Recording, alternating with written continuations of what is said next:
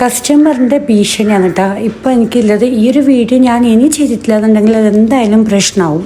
ഞാൻ കേക്ക് കുറേ ഡെലിവറി ചെയ്തിട്ടുണ്ടെങ്കിലും ഏറ്റവും ലോങ് ആയിട്ട് പോയിട്ട് ഡെലിവറി ചെയ്യുന്നത് ഈ ഒരു കേക്കാണ്. ഇത് മാംഗ്ലൂരാണ് സ്ഥലം. അപ്പോൾ നമ്മളെ കേക്കിൻ്റെ വർക്ക് മാംഗ്ലൂരാണ് കേട്ടോ.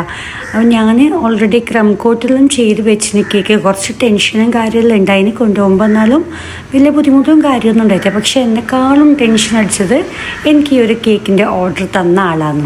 നമ്മളിനി എങ്ങനത്തെ കേക്ക് ഓർഡേഴ്സ് എടുത്താലും ഏറ്റവും റിസ്ക് ഉള്ള കാര്യം കേക്ക് നല്ല സേഫായിട്ട് അവിടെ എത്തിക്കുക എന്നുള്ളതാണ്. അതായത് നമ്മൾ ഡെലിവറി ചെയ്യുമ്പോൾ നമ്മളെ കയ്യിൽ നിന്ന് ഒരു മിസ്റ്റേക്കും പറ്റാണ്ട് അതേപോലെ എത്തണം എന്നുള്ളതാണ്.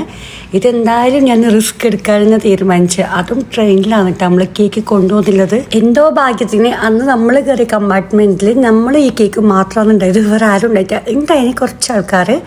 അവർ കാസർഗോഡ് ഇറങ്ങിയതിന് ശേഷം പിന്നെ മാംഗ്ലൂർ വരെ നമ്മൾ ഈ കേക്ക് മാത്രമാണ് ഉണ്ടായത്.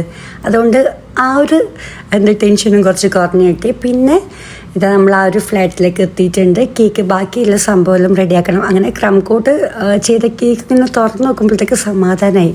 കേക്കിലേക്ക് ഡാമേജും കാര്യം ഒന്നും വന്നിട്ടുണ്ടായിട്ട്. പിന്നെ കേക്ക് നല്ലോണം ഫ്രിഡ്ജിൽ വെച്ചിട്ട് നല്ലോണം ഫ്രീസ് ചെയ്തതിനു ശേഷമാണ് കേട്ടോ കൊണ്ടുവന്നത്. ബ്രൈറ്റ് ടു ബി കേക്കാണ്. 1.5 kg red velvet cream cheese ഫ്ലേവറാണ് കസ്റ്റമർ പറഞ്ഞിട്ടുള്ളത്. ചെയ്ത ഫോണ്ടന്റും കാര്യമെല്ലാം ജസ്റ്റ് ഡാമേജ് വന്നിട്ടുണ്ടായിരുന്നു. ഞാൻ രണ്ടാമത് ചെയ്തതാണ്. അപ്പോൾ കസ്റ്റമർ ഭീഷണി എന്താണെന്ന് വെച്ചാൽ ഈ ഒരു കേക്ക് ചെയ്തിട്ട് ഞാനൊരു 1 monthൻ്റെ അടുത്തായി വീഡിയോയും ചെയ്തിന്.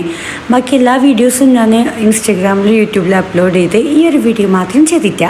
അപ്പോൾ കസ്റ്റമർ എന്നോട് നല്ലോണം ചൂടായി. ഇനി നീ ആ ഒരു വീഡിയോ ഇട്ടില്ല എന്നുണ്ടെങ്കിൽ നീ ബാക്കി ഇടുന്ന വീഡിയോസിൻ്റെ ഇടയിൽ കമൻ്റ് ആയിട്ട് ഞാൻ പറയും കേക്ക് ഒട്ടും ടേസ്റ്റ് ഉണ്ടായിട്ടാണ്. അപ്പോൾ ഞാൻ പറഞ്ഞോ എനിക്ക് പ്രശ്നമില്ല, കാരണം എൻ്റെ കേക്ക് അയച്ച കസ്റ്റമേഴ്സിന് അറിയാം എത്രത്തോളം ഇത് ടേസ്റ്റ് ഉണ്ടെന്ന്.